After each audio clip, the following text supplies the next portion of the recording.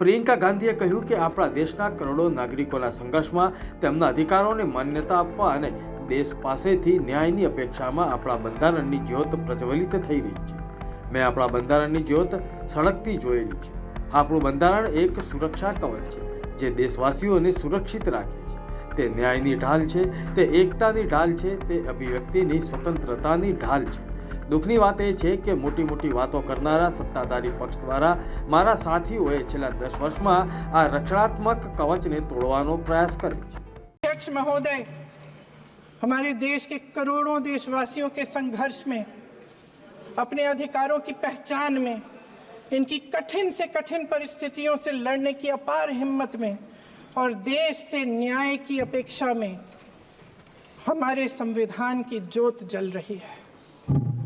मैंने हमारे संविधान की ज्योत को जलते हुए देखा है और इसके साथ साथ ये भी समझा है कि हमारा संविधान एक सुरक्षा कवच है, एक ऐसा सुरक्षा कवच है जो देशवासियों को सुरक्षित रखता है, न्याय का कवच है, एकता का कवच है और अभिव्यक्ति की आज़ादी का कवच है। दुख की बात यह है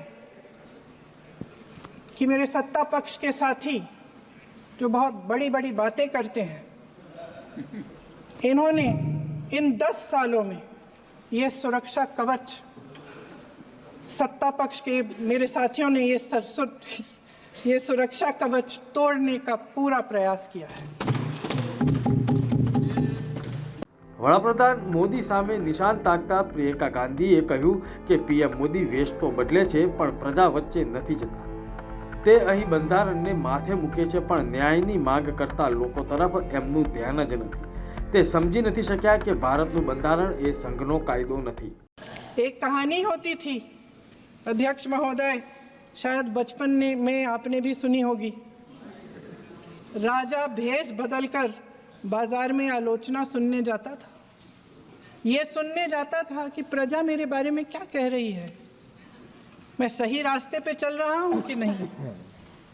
लेकिन आज का राजा, भेष तो बदलते हैं आज के राजा, शौक तो है उनको भेष बदलने का, लेकिन ना जनता के बीच जाने की हिम्मत है और ना आलोचना सुनने की।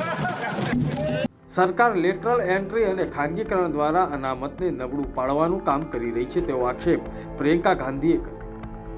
તેમણે કહ્યું કે જો લોકસભામાં ચૂંટણીમાં સારા પરિણામો ન આવ્યા હોત તો તેમણે બંધારણ બદલવાનું કામ શરૂ કરી દીધું હોત। आज हिमाचल में देखिए, जितने भी कानून बने हैं वो सब बड़े बड़े उद्योगपतियों के लिए बन रहे हैं। हिमाचल में जो सेब उगता था, उसके जो छोटे छोटे किसान हैं वह रो रहे हैं क्योंकि एक व्यक्ति के लिए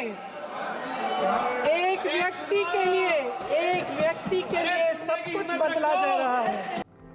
केंद्रीय रक्षा मंत्री राजनाथ सिंहे आज कांग्रेस ने बाનમાં लेता आरोप मूक्यो कि वडाप्रधान मोदीना नेतृत्वમાં અમે બંધારણમાં સુધારાઓ કર્યા છે। તમામ સુધારાઓનો ઉદ્દેશ સામાજિક કલ્યાણનો છે। અમે આર્ટિકલ 370 दूर करी જેથી ભારતની અખંડતા જળવાઈ રહે। અમે જીએસટી કાયદો બનાવ્યો, ટેક્સના દરો નિર્ધારિત કર્યા છે, લોકોનું જીવન સરળ બનાવ્યું છે। કોંગ્રેસની જેમ અમે ક્યારેય રાજકીય હિતો માટે બંધારણનો ઉપયોગ કર્યો નથી।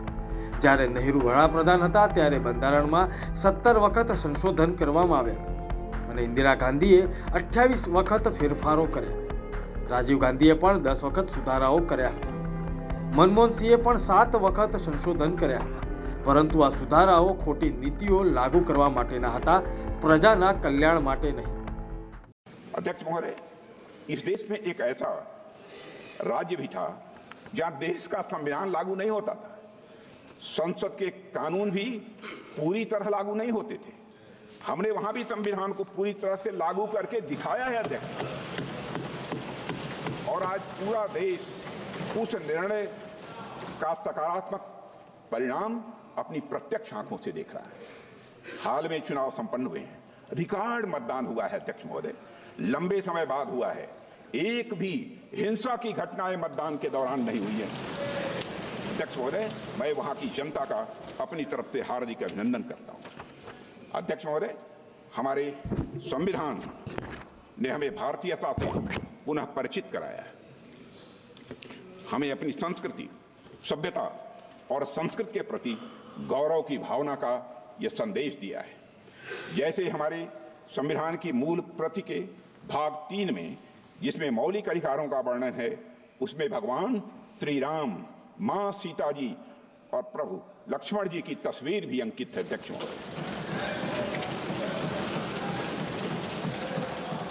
अध्यक्ष महोदय, संविधान की मूल प्रति के मुख्य पृष्ठ पर अजंता गुफाओं की पेंटिंग्स की छाप मिलती है और अध्यक्ष महोदय, साथ ही कमल का फूल भी अंकित है।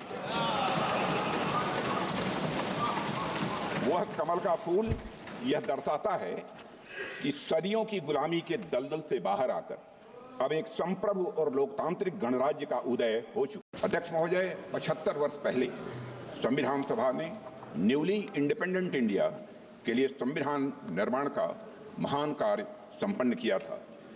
लगभग 3 वर्षों के रिगरस डिबेट एंड डेलिब्रेशन के परिणाम स्वरूप हमें हमारा संविधान मिला है। अध्यक्ष महोदय, संविधान सभा ने जो संविधान तैयार किया था वह केवल एक कानूनी दस्तावेज नहीं था, बल्कि जन आकांक्षाओं का वह प्रतिबिंब था और उन्हें पूरा करने का वह माध्यम भी था। It was an expression of the general will of the people. कई सदियों के बाद एक बार फिर से अध्यक्ष महोदय, भारत की तकदीर भारत के लोगों के हाथों में थी।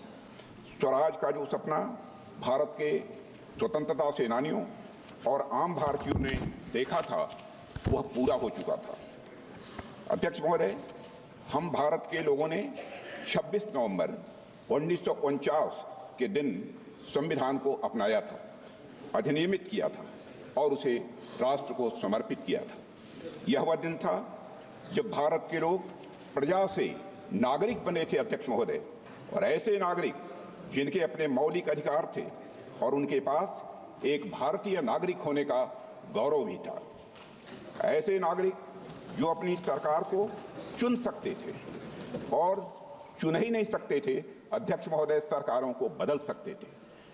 अब देश में राजा रानी का शासन नहीं था, राजतंत्र नहीं था और न तो ब्रिटिश तंत्र था, बल्कि जनता का शासन था और लोकतंत्र था।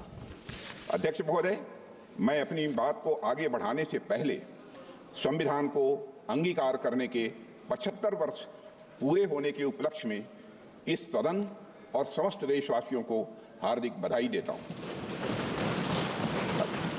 अध्यक्ष महोदय, साथ ही भारत की आज़ादी और भारत के संविधान के निर्माण से जुड़े सभी महानुभावों के प्रति कृतज्ञता भी व्यक्त करता हूं और उन सभी को शीश झुकाकर नमन करता हूं।